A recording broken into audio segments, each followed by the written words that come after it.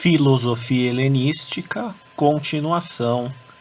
Na última aula, abordamos de forma geral a filosofia helenística, o contexto de surgimento da filosofia helenística, e apresentamos algumas divisões no interior da escola helenística, que são as escolas filosóficas. Vimos, para recapitular rapidamente, que a filosofia helenística ela surge no contexto da invasão da Grécia por Filipe II e Alexandre o Grande, mais especificamente no contexto de expansão do Império Macedônico para o Oriente. Durante essa expansão, o que passa a ocorrer é um sincretismo cultural entre o Ocidente e o Oriente, e a filosofia, o conhecimento, a busca pelo conhecimento, a busca pelo questionamento, que tem sua origem ali na Grécia, especialmente em Atenas e na Jônia, ela começa a se fundir com a sabedoria do Oriente, né? E dessa mistura do Ocidente e do Oriente a gente vai ter as escolas helenísticas, né? Vimos na aula passada, é preciso recapitular a aula passada. Quem não assistiu, não adianta nem continuar esse vídeo, porque a primeira aula foi bastante introdutória, contextualizadora, e ela ajuda a entender as linhas gerais de surgimento da filosofia helenística, em que momento histórico ela surgiu. O pensamento, gente, o conhecimento, ele está sempre conectado a um contexto de produção desse conhecimento. Por isso, sempre tem que se fazer o estudo da filosofia conectado com a história, tá? Então, recomendo que assistam a aula 1, quem não assistiu, ok? Bem, e nós falamos também que a filosofia helenística ela se transforma ao longo do tempo, porque ela surge ali junto com o Alexandre e a expansão do Império Macedônico para o Oriente, mas ela vai durar durante muito tempo, muitos séculos, porque ela vai ser dada por Roma também. E Roma vai adotar muitos preceitos dessas escolas filosóficas e vai, claro, transformar, segundo, né, cada autor vai transformar, vai incorporar um conhecimento próprio dentro dessas escolas, né? Como a gente está vendo de uma forma geral, não adianta a gente entrar em minúcias de cada autor. Então a gente vai falar de uma forma geral e o autor mais representativo de cada uma dessas escolas e das suas ideias, ok?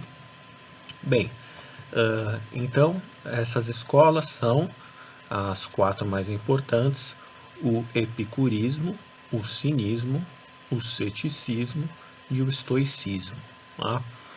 Então, falo em filosofia helenística, vocês vão lembrar dessas 4 escolas e tem que lembrar quem são os autores de cada uma delas, os mais importantes, e as ideias gerais. Vamos avançar? Vamos começar pelo cinismo.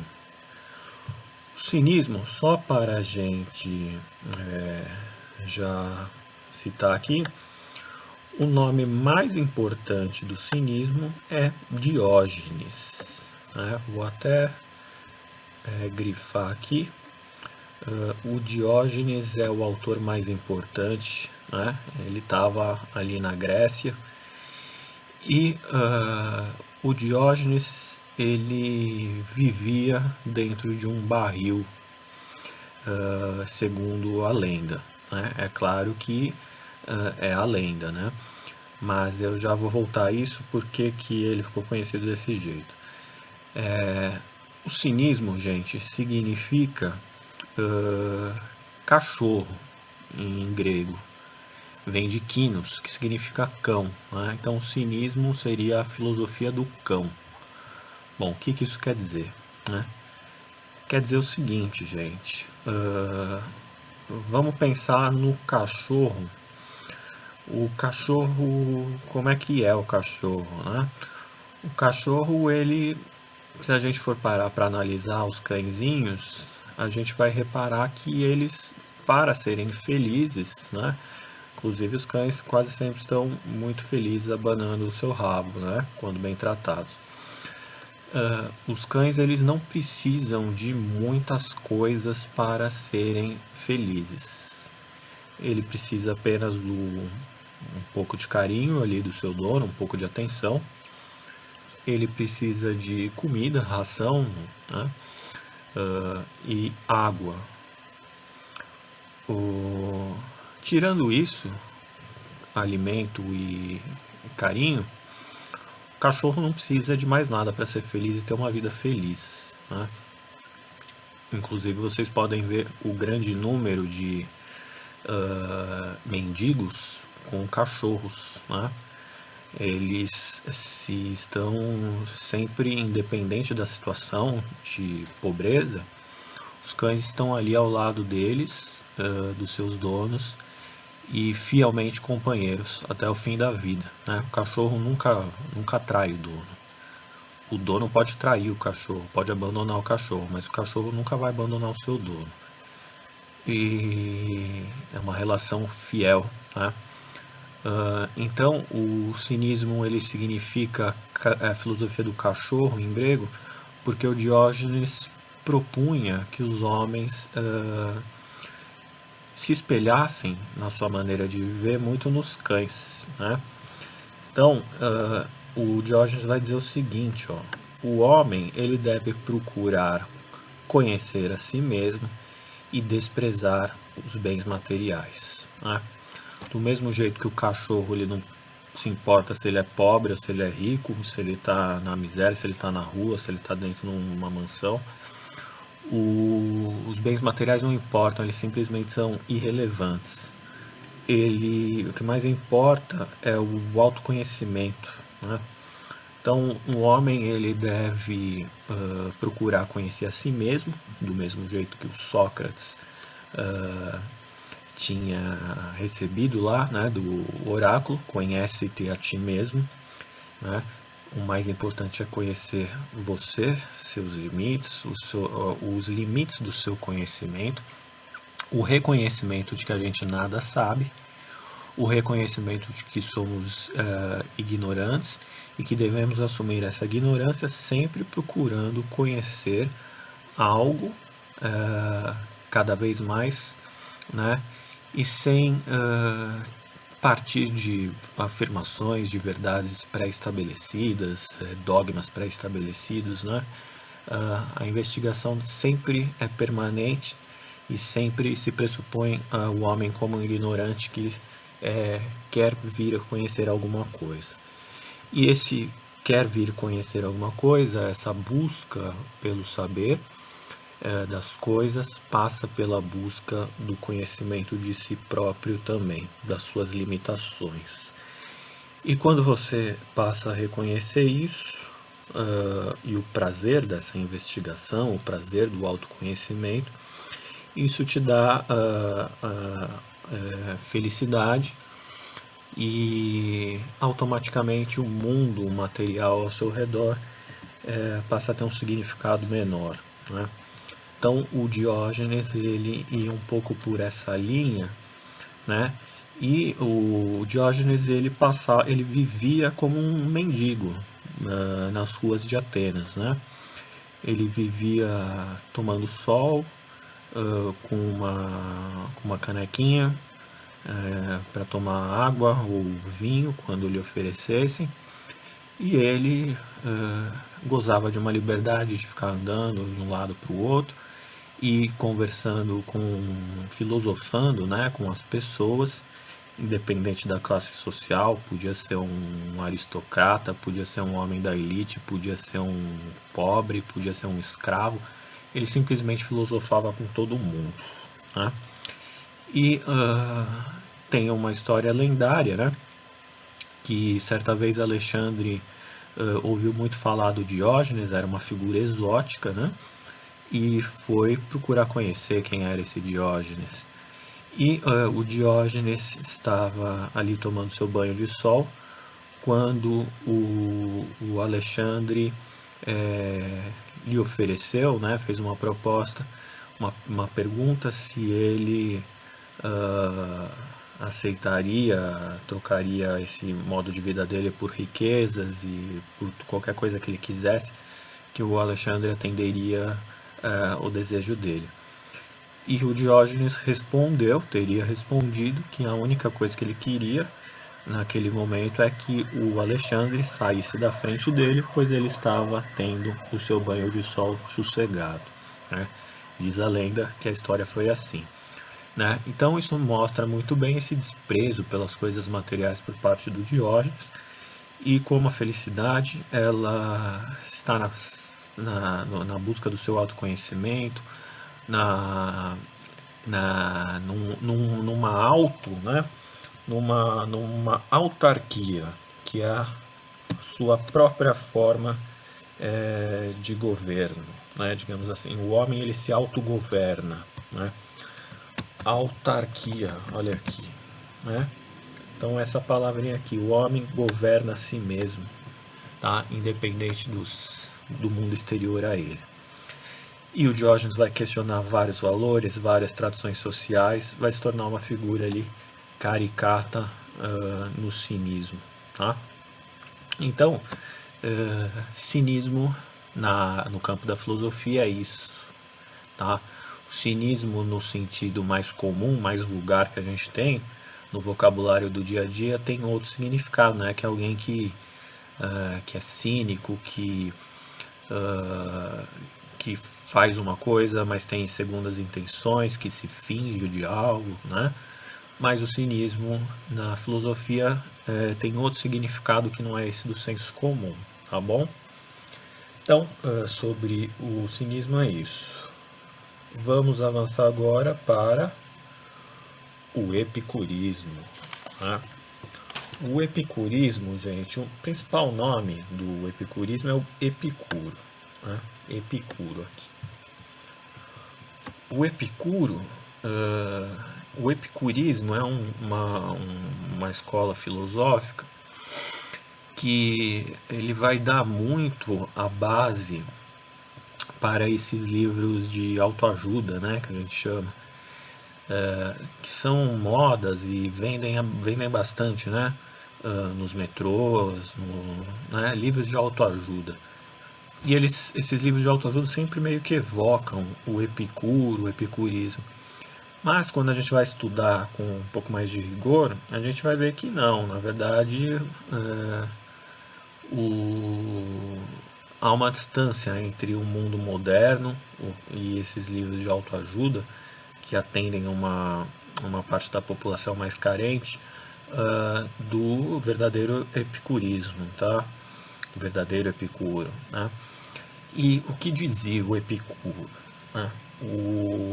Lembrando o seguinte, que tanto o epicurismo quanto o cinismo, todos eles estão na procura daquele conceito que a gente chamou na aula passada de ataraxia, né? Lembra o que era ataraxia? Ataraxia é aquela ausência de perturbações, um estado de mente tranquila, um estado de bem-estar, um estado de felicidade, tá? Do homem, independente do conhecimento, independente do contexto externo a ele, né? A gente viu que a ataraxia é o conceito que atravessa todas essas escolas filosóficas, né? O homem ele passa a se voltar cada vez mais para a interioridade, né? Do que pensar mais detalhadamente as questões da política da cidade, como era na Grécia, lá nos tempos de Platão, tá? Recapitulando, né? Só para recapitular rapidamente, então, a ataraxia, conceito fundamental, tá? E o que diz o Epicuro nessa busca dessa ataraxia, né? O Epicuro dizia que o ser humano ele tinha que buscar aquilo que lhe dá prazer, né? O hedonismo é um conceito fundamental para o Epicuro. Vou até colocar aqui, ó, hedonismo. O que é hedonismo? Vem de hedoné, que significa prazer. Então, o que é bom para o Epicuro é aquilo que dá prazer, e o que é ruim é aquilo que traz dor, né? Então, essa é a reflexão ética do Epicuro. O que é bom é o que dá prazer, o que é ruim é o que dá dor. Ora, mas o que é que dá prazer, né? Será que o que é que dá prazer? Será que o prazer é um conceito aleatório? Né? Então, a partir daqui, agora, todo mundo vai sair loucamente aí pelas ruas, fazendo o que bem entender, porque dá prazer? Não é bem assim, né? Para o Epicuro, prazer não tem nada a ver com consumismo, não tem nada a ver com drogas, não tem nada a ver com excessos, com exageros, com festas arraigadas, não tem nada a ver com isso, né? Prazer para o Epicuro vai muito na linha das coisas simples também, né? É uma ética da simplicidade, né? Entre os prazeres, portanto, aqueles que são duradouros, né? Ética da simplicidade. E o que são os prazeres duradouros? Né? São simplesmente aquelas coisas que são mais próximas do estado da natureza e que ao longo da vida a gente vai se esquecendo dela, né? Então, por exemplo, o Epicuro fala muito de alimentos, né, para exemplificar. Por exemplo, quando a gente come, a gente tende cada vez mais a se utilizar de temperos, a gente vai colocando cada vez mais sal, a gente vai colocando cada vez mais, vai bebendo cada vez mais vinho, né, como ele falava, a gente vai colocando cada vez mais molhos em cima dos alimentos, né? E a gente vai cada vez mais, quando a gente começa a consumir, a gente quer consumir cada vez mais. Quando a gente usa, por exemplo, uma droga, a gente fica cada vez mais viciado, né? Então, o Epicuro percebeu que ao longo da nossa vida a gente vai, como ele diz, prostituindo nossos corpos, né? Ou seja, a gente vai criando uma série de dependências, né? Então, quanto mais sal você coloca no alimento, mais você vai querer sal. Quanto mais molho, mais você vai querer molho. Quanto mais consumismo você tiver, mais você vai querer. Quanto mais poder você tem, mais você vai querer. Porque aquele prazer inicial ele vai ficando muito fraco, vai perdendo o efeito. E aí você precisa de doses cada vez maiores, né? Mais ou menos como seria o efeito das drogas, né? Você começa com uma pequena dose, depois você quer mais, quer mais, quer mais, até que você está viciado. E tudo isso vai te afastando das coisas naturais, né? Então você não sente mais o prazer em uma simples folha de alface. Você precisa da folha de alface, você precisa de um molho barbecue, você precisa de um sal, um azeite, você precisa de um monte de coisa em cima dela para poder comer a salada. Você não come simplesmente um arroz, você precisa, né, colocar alho, sal, pimenta e assim por diante. Você passa cada vez mais a prostituir o seu corpo e ele vai ficando viciado, né? E não só ele usa o exemplo dos alimentos, mas você não precisa ficar só nos alimentos, né? Isso serve para o poder. Quanto mais poder você tem, mais você quer. Quanto mais dinheiro você tem, mais você quer e assim por diante, né? E aí você vai se esquecendo dos prazeres simples da vida, que são aquelas coisas que te deram, né, quando a primeira vez que você experimentou, te deu um sabor especial, te deu um sabor diferenciado, né, te deu um prazer, né? Então, o Epicuro diz para nos afastarmos dos excessos e valorizarmos cada vez mais a simplicidade, né? O Epicuro, por exemplo, ele tinha uma casa onde ele recebia os seus amigos e onde ele fazia refeições com amigos e passava o dia conversando, né? E uma casa simples, sem nada demais, onde se comia o básico, se bebia água, né? E às vezes vinho, e onde o Epicuro passava lá com seus amigos conversando, né? Entrava gente, saía gente, e isso era a simplicidade, né? As relações fraternais, elas são simples, porém aquilo que te dá mais prazer, né? Nada é mais prazeroso do que você estar com seus amigos, conversar com eles. Nada disso, não tem nada que possa te dar, no final das contas, mais prazer do que isso, né? Você pode ter rios de dinheiro, você pode ficar dentro de um carro, de uma mansão, viajar o mundo, mas se você estiver sozinho, não tiver ninguém para conversar, a vida fica muito chata. Ou quando você percebe que as relações todas que você estabelece são relações de interesse, né? Seja no trabalho, enfim, e não espontâneas e naturais, né? Então o Epicuro valoriza muito isso, a ética da simplicidade. A hedonê é o prazer, mas é o prazer das coisas simples da vida, tá?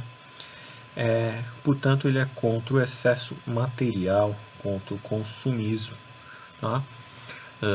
Quem estudou Epicuro, veja só, nos tempos contemporâneos, foi o Karl Marx. Karl Marx, né, que é um dos mentores ali da teoria socialista.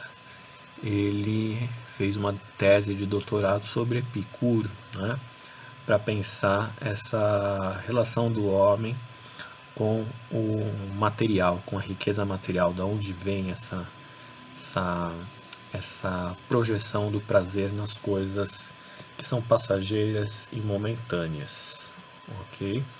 Então Epicuro vai por esse caminho. Na próxima aula, a gente continua a filosofia helenística com o estoicismo, tá? E o estoicismo na próxima aula e ceticismo também, ok? É isso aí, gente. Um abração.